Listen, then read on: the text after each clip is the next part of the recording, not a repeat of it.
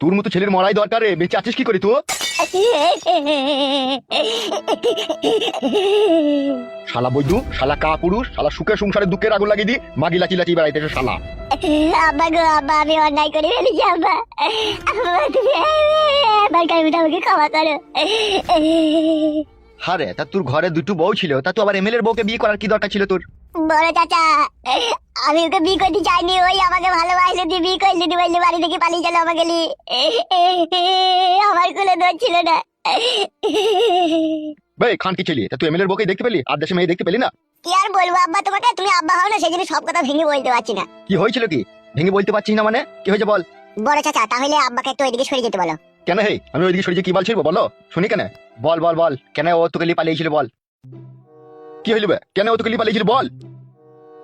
না শুনলে হইতো না আব্বা। ইগি রে, এবার আমি রেগে যাব। কেন ও তোকে লিয়েছিল বল তা। মেন কথা হয়েছে চাচা, এমএলএ বউটা না মাল ভালো ছিল, তাই এমএলএ সাহেব প্রতিদিন বাড়ি আসতো না, এই মাঝে মধ্যে একবার দুবার করে আসতো। তাই নাকি? দিয়ে তারপর কি হয়েছে বল। এমএলএ সাহেব এসে ওর বউয়ের কাছে ঠিকঠাক ভাবে সহবাস করতো না। তারপরে কি হয়েছে বল, ও তোকে এরকম কেন লিয়ে এলো সেটা বল। ওই তো এমএলএ সাহেব কইতে পারতো না যে আমাকে ভালোবেসে ফেললো, আমাকে বললো তোমার ওই বাম্বু আমার বিশাল পছন্দ, তুমি আমাকে নিয়ে পালিয়ে চলো। কাদা কাপাইলি ছুমরা। তাহলে এবার তুমি বলো চাচা, আমার কোনো দোষ আছে বলো? তাই এমএলএ সাহেবের বউ তোকে ছেড়ে দিয়ে পালিয়ে গেল কেন? আমাকে বলছে তুমি খেতে দিতে পারছো না, পিনতে দিতে পারছো না, আমার সাথে ব্যবহার খারাপ করছো, সেই জন্য আমার সাথে ঝগড়া করে পালিয়ে গেল। বুঝতে পারছিস না, দুদিন এসে রং রস করে চলে গেছে, ওসব সংসার করা মেয়ে লয়। ঠিকই বলেছো আব্বা তুমি। চুপবে, তোর মুখে আমি আব্বার ডাক শুনতে চাই না বে। আব্বা গো, অন্যায় তো আমি করেই ফেলেছি, ভুল তো আমি করেই ফেলেছি, তুমি এত নিষ্ঠুর আর পাষাণ হৃদয়ের মানুষ হইও না আব্বা, তাহলে মরার পরেও আমি শান্তি পাবো না আব্বা, শান্তি পাবো না।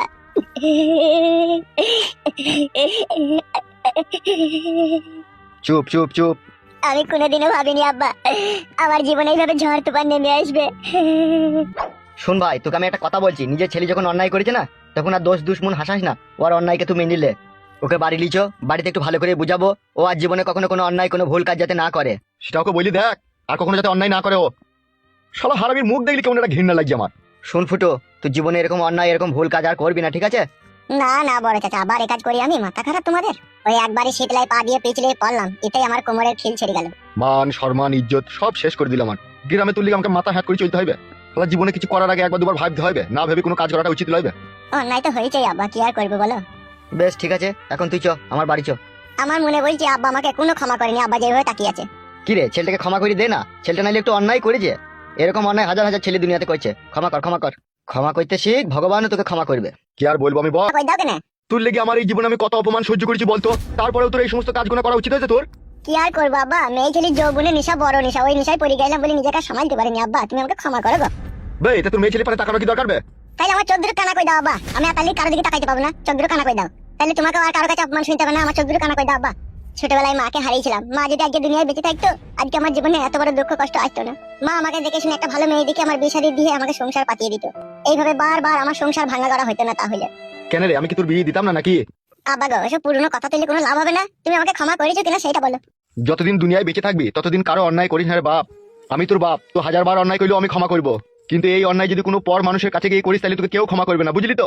বুঝতে পেরেছি আব্বা। বেশ ঠিক আছে, আয় বাড়ি আয়।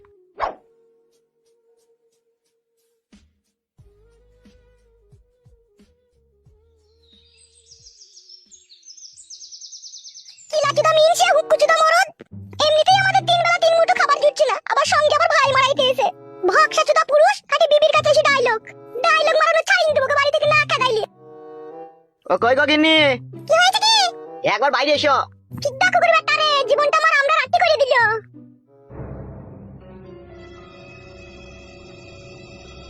কি হয়েছে কি? এত চিল্লাচিল্লি করছো কিসের লিগে? দাদা, এটা আমার ভাইপো গো, আমার ছোট ভাই ছেলে।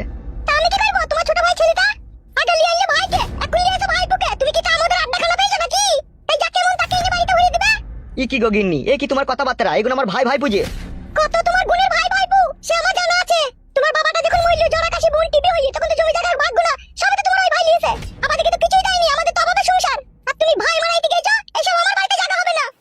এখনই এই মুহূর্তে ওদিকে আমার বাড়ি থেকে চলে যেতে বলো, আর নাহলে কিন্তু আমি বাপের বাড়ি পালাবো বলে দিলাম। ফুটো, চো বাড়ি পালছো বাপ, আবার এখানে থেকে কি করবি? তাই বললে হয় বাড়া, ভাত ভাত খেয়ে যাবি না, খালি পেটেই চলে যাবি নাকি? কত ভাত তোমার ইন্দি রেখে দিয়েছে রে, তাই ভাত খেয়ে যাবি না? এইভাবে আর কি করে থাকি ভাই বল? থাকতে হবে না, থাকতে কে বলছে, চলে যাও এখান থেকে। কাকিমা, আমি তোমার ছেলের মতো গো, আমাকেও তাড়িয়ে দিতে চাইছো বাড়ি থেকে? তুমি তো নোংরা চোদা ছেলে, তোমাকে আমি চিনি না, তুমি নাকি বলতে 3টে 4টে বিয়ে করেছো। চ চলো গো আব্বা, পালিয়ে চলো। যাওয়ার আগে তোমাকে একটা কথা বলি যাই বৌদি, তুমি সেই 5 বছর আগেকার ঝামেলার প্রতিশোধ নিচ্ছ নাকি? সবই তো বুঝেছো, তোমার এখানে দাঁড়িয়ে আছো কেন? এ পালিয়ে রে পিটো।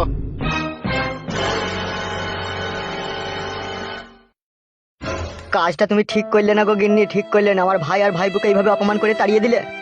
একদিন আমাকে এরকম অপমান করেছিল, মনে নেই তোমার? তারই প্রতিশোধ নিলাম।